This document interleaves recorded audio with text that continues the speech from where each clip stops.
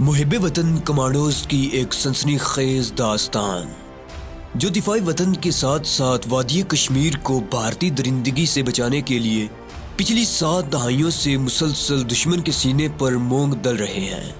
कहानी की तरफ बढ़ने से पहले आपसे गुजारिश है कि चैनल को सब्सक्राइब कीजिए और वीडियो को लाइक कीजिए। आइए कहानी की तरफ चलते हैं। हमें बड़ी तस्दीक शुदा इत्तला मिली है कि भारत की बदनाम ज़माना खुफिया एजेंसी रा को अलर्ट कर दिया गया है और उसने पाकिस्तान के हर शहर में धमाकों और अफरा तफरी फैलाने का बहुत बड़ा मंसूबा तैयार किया है।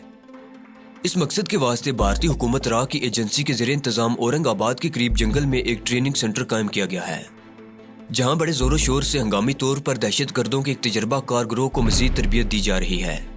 इसमें खूबसूरत हिंदू लड़कियां भी शामिल हैं जिन्हें मुसलमानों के कल्चर से रोशनास कराया जाता है। वहाँ क्लासेस लगती हैं जिनमें हिंदू लड़कियों और दहशत गर्दों को इस्लाम के बारे में लेक्चर दिए जाते हैं और मुसलमानों के रहन सहन और इनके दीनी अहकाम की तालीम दी जाती है। और इन्हें बड़ी तेजी के साथ तैयार किया जा रहा है कि वो पाकिस्तान में और वहाँ हसास अदारों में असर और सुख हासिल करके उनके अंदरूनी राज हासिल करने की कोशिश करें। दूसरी तरफ मर्दों को मुसलमानों वाला लिबास पहनाकर मुसलमानों के दीन की सारी बातों से बाखबर करके इन्हें पाकिस्तान के मुख्तलिफ शहरों में स्मगल कर दिया जाएगा। ये लोग अपने साथ धमाका खेज मवाद भारी मिकदार में ले जाएंगे और पाकिस्तान के अहम शहरों के पुलों और रेलवे गाड़ियों के उड़ाने की कोशिशों के अलावा पाकिस्तान के मुख्तलिफ फिरकों की इबादत गाहों में लोगों का कत्लेआम करेंगे ताकि पाकिस्तान के मुख्तलिफ दीनी हलकों में नफाक और इंतशार पैदा करके इन्हें एक दूसरे से लड़ाया जा सके। इमरान बड़े गौर से कमांडो गाजी की बातें सुन रहा था। उसने पूछा, औरंगाबाद में जहाँ ये ट्रेनिंग कैंप कायम है उसका महल वकू क्या है? कमांडर गाजी ने कहा, इस बारे में कल दोपहर तक तुम्हें पूरी रिपोर्ट मिल जाएगी। हम यहाँ मैदान जंग में काफिरों से लड़ रहे हैं। हम इस दूसरे महाज पर लड़ने के लिए नहीं जा सकते। ये महाज तुम खत्म कर सकते हो क्योंकि तुम दोनों तरबियत याफ्ता कमांडो हो और इस किस्म के दुश्मन के हरबों को अच्छी तरह से समझते हो और इनका सद्देबाब भी कर सकते हो। हम चाहते हैं कि जिस तरह से भी हो दहशत गर्दों की इस टोली को पाकिस्तान में घुसने से पहले ही खत्म कर दिया जाए और ये काम तुम कर सकते हो। जबरान कहने लगा, हम तैयार हैं।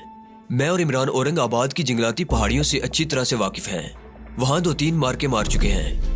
कल दोपहर तक इंशाल्लाह अपना आदमी औरंगाबाद के जंगल के उस ट्रेनिंग कैंप की पूरी रिपोर्ट ले आएगा, मगर इसके लिए जरूरी है कि वहां तुम्हें इब्तदाई तहफ़्फ़ुज़ देने के लिए अपना कोई मुसलमान मुजाहिद मौजूद हो। क्या ऐसा कोई आदमी तुम्हारे इल्म में है? कमांडो इमरान ने कहा, इसका भी इंतजाम हो जाएगा। हमारे दिल्ली वाले जांबाज मुजाहिद हाजी साहिब इस सिलसिले में हमारी मदद करेंगे। सबसे पहले हमें औरंगाबाद के जंगल में उनके दहशत गर्दी ट्रेनिंग कैंप के महल वकूअ का इल्म होना बहुत जरूरी है। कमांडर गाजी बोला, कल दोपहर इंशाल्लाह ये काम हो जाएगा। उसी रात को कमांडो इमरान और कमांडो जबरान देर तक इस नए मिशन के खदशात के इम्कानात और असरार और रमूज़ के बारे में बातें करते रहे। कमांडो इमरान औरंगाबाद से 150-200 मील जनूब की तरफ एक खुफिया मिशन के सिलसिले में कमांडो जबरान के साथ गया था और वहाँ ये दोनों 3 महीने तक जंगलों में रहे थे और अपने मिशन में कामयाब होने के बाद वहाँ से लौटे थे। इस मिशन के बारे में हम तफसीलात में नहीं जाना चाहते क्योंकि ये मिशन एक हसास नौइयत का था। दूसरे दिन एक आदमी रिपोर्ट लेकर आ गया। उसने इमरान को कॉपी पर औरंगाबाद और इसके करीबी जंगल और वहाँ की पहाड़ियों का नक्शा बनाकर तमाम तफसीलात से आगाह कर दिया। इसके बाद इमरान का अपने साथी कमांडो जबरान के साथ वहाँ रहना मुनासिब नहीं था। उसने कमांडो गाजी से कहा, हम आज रात को ही यहाँ से दिल्ली की तरफ रवाना हो जाना चाहते हैं। गाजी ने कहा, तुम्हें आज रात ही रवाना हो जाना चाहिए। हमारा एक मुजाहिद बतौर गाइड तुम्हारे साथ जाएगा और तुम्हें जम्मू जाने वाली बस में बिठा कर वापस आएगा। आधी रात तक उन्होंने मीनगाह में ही आराम किया। रात के 1 बजे गाइड आ गया। वो अपने साथ 3 खच्चर लाया था। कमांडर गाजी उन्हें छोड़ने घाटी के आखिरी टीले तक आया। दोनों कमांडो मुजाहिदों ने हिंदवाना लिबास और हिंदवाना हुलिया बना रखा था। उन्होंने अपने पास कोई असलहा और कमांडो चाकू वगैरह नहीं रखे थे। रात के 1:30 बजे कमांडो इमरान और जबरान खच्चरों पर सवार होकर अपने गाइड के हमरा पहाड़ियों में एक पगडंडी पर चल पड़े। वो कई खाइयों, घाटियों, खुश्क नालों और पहाड़ी टीलों के दामन में से गुजरे। रात के अंधेरे में उन्हें रास्ता तलाश करने में कोई दिक्कत महसूस नहीं हो रही थी। वो इस किस्म के सफर के आदी थे। रात के पिछले पहर तक उनका सफर जारी रहा। आसमान पर सुबह का नूर झलकने लगा। जब वो एक पहाड़ी दर्रे में से गुजरकर ऊपर एक छोटी सी कच्ची सड़क पर निकल आए, ये सड़क आगे एक पक्की सड़क पर जाकर खत्म हो जाती थी। ये पक्की सड़क जम्मू बानहाल रोड थी। श्रीनगर से चली हुई पहली लारी यहाँ सूरज तुलू होने से जरा पहले पहुंचती थी। उन्होंने गाइड को रुखसत कर दिया और खुद सड़क के किनारे एक पत्थर पर बैठकर जम्मू जाने वाली लारी का इंतजार करने लगे। यहाँ लारी में अलग अलग सफर करने की जरूरत नहीं थी क्योंकि श्रीनगर से रात के पिछले पहर जो लारी चलती थी उसके मुसाफिर लारी में अक्सर सोए हुए होते थे। जो जाग रहे होते थे वो गुनूदगी के आलम में होते थे। दिन का उजाला इर्द गिर्द की पहाड़ियों की ढलानों और वादियों में फैल रहा था। उन्हें सड़क पर लारी आती दिखाई दी। दोनों उठकर खड़े हो गए। लारी ने दूर से हॉर्न दिया। इमरान ने आम देहातियों की तरह हाथ हिला हिला कर ड्राइवर को रुकने का इशारा किया। लारी उनके करीब आकर रुक गई।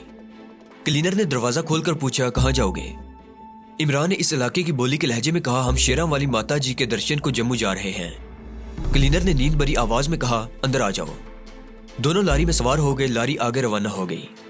ये बड़ा लंबा सफर था। सारा दिन लारी कश्मीर की गहरी घाटियों और सरसब्ज वादियों में से गुजरती रही। शाम के वक्त लारी बानहाल और कद के दरमियान एक जगह पर रुक गई। वहां उन्होंने रात बसर की और दूसरे दिन सुबह मुंह अंधेरे लारी जम्मू की तरफ रवाना हो गई। जैसे जैसे दिन का उजाला फैलता गया, लारी जम्मू के भूरे रंग के पहाड़ी सिलसिले में दाखिल होती गई। दोपहर के वक्त वो जम्मू पहुंच गए। जम्मू लारी अड्डे पर ही एक विष्णु होटल में उन्होंने खाना खाया और वहीं बैठकर जम्मू से बरास्ता होशियारपुर, गुरदासपुर, अमृतसर जाने वाली बस का इंतजार करने लगे। 2 घंटे के बाद उन्हें अमृतसर जाने वाली लारी मिल गई और वो अमृतसर की तरफ चल पड़े। सारा रास्ता खैरियत से कट गया। दोनों कमांडो हुलिये से बिल्कुल देहाती हिंदू लगते थे। उनका प्रोग्राम जम्मू से सीधा जालंधर, लुधियाना जाने की बजाय अमृतसर से दिल्ली की ट्रेन पकड़ने का था, क्योंकि जालंधर में इंटेलिजेंस वालों का ज्यादा जोर होता है और इंटेलिजेंस के आदमी जम्मू से आने वाली लारियों की खास तौर पर निगरानी करते हैं। शुरू रात बस ने उन्हें अमृतसर पहुंचा दिया। लारी अड्डा अमृतसर रेलवे स्टेशन के करीब ही था। वो रेल का सीढ़ियों वाला पुल उबूर करके अमृतसर रेलवे स्टेशन पर आ गए। यहाँ उन्हें मालूम हुआ कि रात को कोई गाड़ी दिल्ली की तरफ नहीं जाती। उन्हें सुबह 9:50 पर राजधानी एक्सप्रेस ही पकड़नी पड़ेगी। अब रात गुजारने का मसला सामने था। इमरान ने कहा, स्टेशन के मुसाफिर खाने में रात गुजारना ठीक रहेगा, बजाय इसके कि हम किसी होटल में कमरा लेकर रात गुजारें। होटलों के बाहर CID जरूर मौजूद होती है। जबरान ने कहा, यही मुनासिब है। अमृतसर स्टेशन का 3rd क्लास का मुसाफिर खाना प्लेटफॉर्म के करीब बाहर की जानिब खुली जगह पर बना हुआ था। जबरान कहने लगा, खुले मुसाफिर खाने में रात बसर करना हमारे लिए खतरे का बायस हो सकता है। बेहतर यही है कि हम अंदर प्लेटफॉर्म पर जाकर 2nd क्लास के मुसाफिर खाने में रात गुजारें। 2nd क्लास में हम निस्बतन महफूज रहेंगे। क्या ख्याल है? मजबूरी है, इमरान बोला। चलो 2nd क्लास के मुसाफिर खाने में चलते हैं। 2nd क्लास के मुसाफिर खाने में कई मुसाफिर पहले से मौजूद थे। इनमें हिंदुओं की तादाद ज्यादा थी। सिर्फ बैठने की जगह थी, सोने की जगह मिलने का सवाल ही पैदा नहीं होता था। मुसाफिरों ने पहले से बेंचों पर बिस्तर लगा रखे थे। दोनों मुजाहिद एक बेंच पर बड़ी मुश्किल से 2 आदमियों की जगह बनाकर बैठ गए। एक सिख सरदार जी ने उनसे बातें शुरू कर दी। कहाँ जा रहे हो भैया जी? इमरान और जबरान दोनों डोगरी लहजे में पंजाबी बोलने में माहिर थे, मगर वो सरदार जी के साथ ज्यादा बातें नहीं करना चाहते थे। जबरान तो खामोश रहा। इमरान ने कहा कि वो दिल्ली जा रहे हैं। तुम जम्मू के लगते हो, दिल्ली क्या करने जा रहे हो? इमरान ने बेजारी के साथ उसे बताया कि दिल्ली में उसका एक रिश्तेदार रिक्शा चलाता है। उसने इन्हें वहां किसी कारखाने में मजदूरी का काम दिलाने का वादा किया है। सरदार जी बालों में कंघा फेर रहे थे। कहने लगे, अपना शहर छोड़कर दिल्ली जाकर क्या करोगे? वहां पहले ही बंदे पर बंदा चढ़ा हुआ है। महंगाई इतनी है कि बंदे के तौर बतौर गुम जाते हैं। मेरी मानो यहीं से वापस जम्मू वाली लारी पकड़ लो। इमरान ने कोई जवाब न दिया और सर दीवार के साथ लगाकर आंखें इस तरह बंद कर ली जैसे उसे नींद आ रही हो। सरदार जी कुछ देर तो खामोश रहे, फिर उन्होंने जबरान की तरफ मुतवज्जा होकर कहा, तुम्हारा साथी तो सो गया है, तुम ही कोई बात करो। मेरी मानो जम्मू वापस चले जाओ, दिल्ली में तुम्हें कोई नहीं पूछेगा। जबरान सरदार जी का मुंह तकते हुए गूंगों की तरह मुस्कुराया और गूं गा करने लगा। सरदार जी ने कहा, ओए तुम तो गूंगे हो, चलो भैया जी कोई बात नहीं। और फिर वो मुंह ही मुंह में गुरबानी के शब्द गुनगुनाते किसी काम से वेटिंग रूम से बाहर चले गए। इमरान ने हंस कर कहा, यह तुमने बड़ा अच्छा किया कि अपने आप को गूंगा जाहिर कर दिया, वरना सरदार जी तो तुम्हारे गले पड़ गए थे। अब सुबह तक गूंगा ही बने रहना। मगर चलो पहले बाहर जाकर कुछ भोजन पानी करते हैं। वो उठकर प्लेटफॉर्म पर आ गए। यहाँ एक रेडी वाला दाल चावल लगाए हुए था।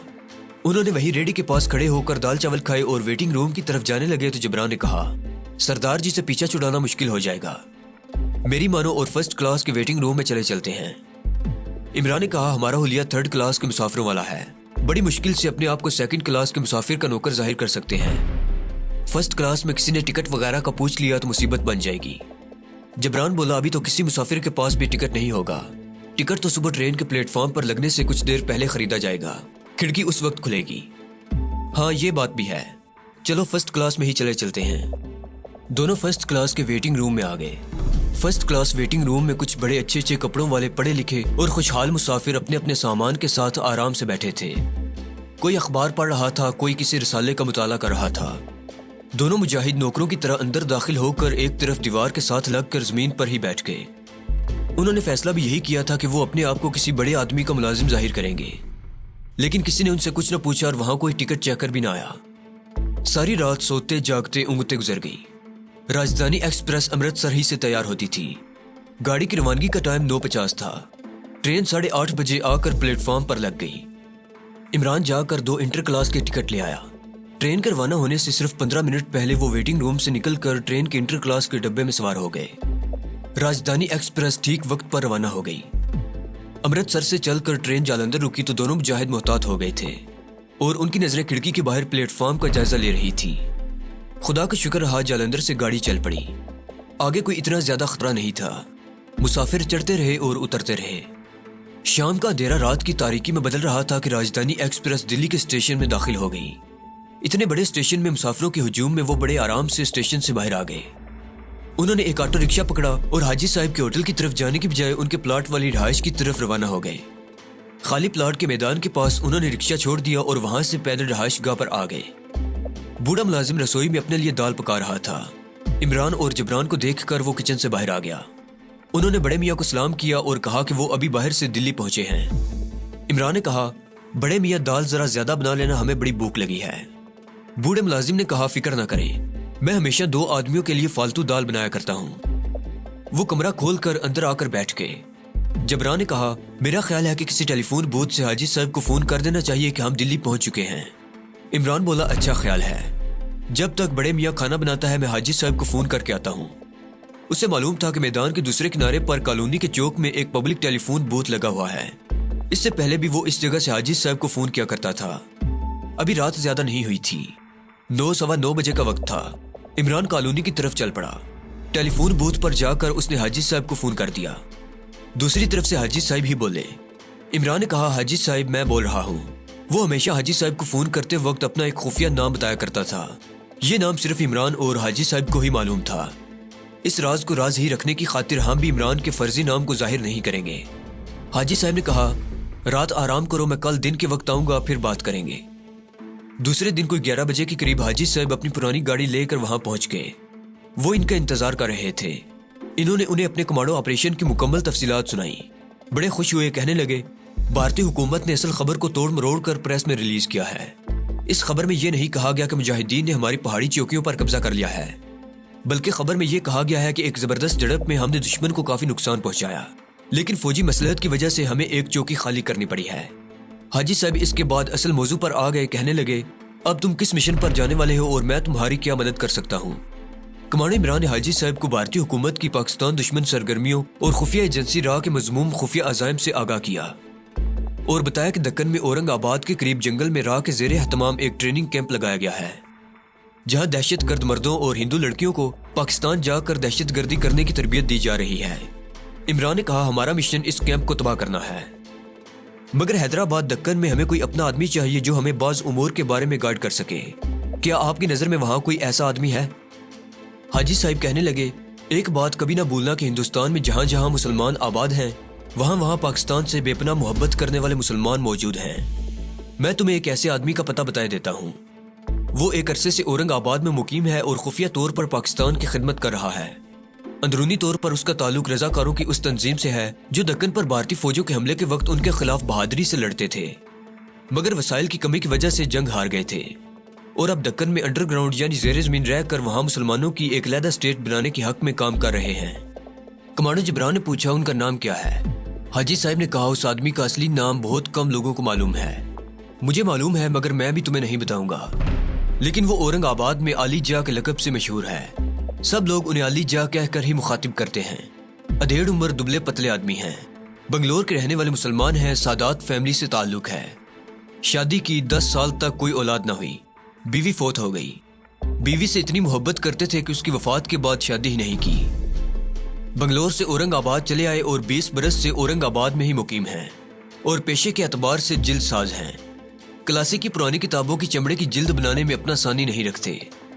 جنوبی ہند کی تقریباً سبھی مسلم لائبریریوں میں کتابیں علی جا صاحب سے ہی مجلد کروا کر رکھی جاتی ہیں۔ پھر حاجی صاحب نے علی جا کا ایڈریس ہمیں لکھ کر دیا اور بولے، اورنگ آباد کی چھاونی کا جو علاقہ ہے وہ کافی ماڈرن ہے، वहाँ जदीद इमारतें हैं, लेकिन औरंगाबाद शहर का इलाका पुराना है। अगरचे अब वहाँ भी नई बिल्डिंगें और शॉपिंग प्लाजा बन गए हैं, लेकिन औरंगाबाद का अपना तारीखी रंग वैसे का वैसा है। वो इतना ज्यादा नहीं बदला, वही पुरानी गलियां हैं। गलियां और मकान 250 साल की पुरानी यादें ताज़ा करते हैं। इसी पुराने इलाके की एक गली में आलीजा रहते हैं। ऊपर रिहाइश है, नीचे जिल्द साजी की दुकान है।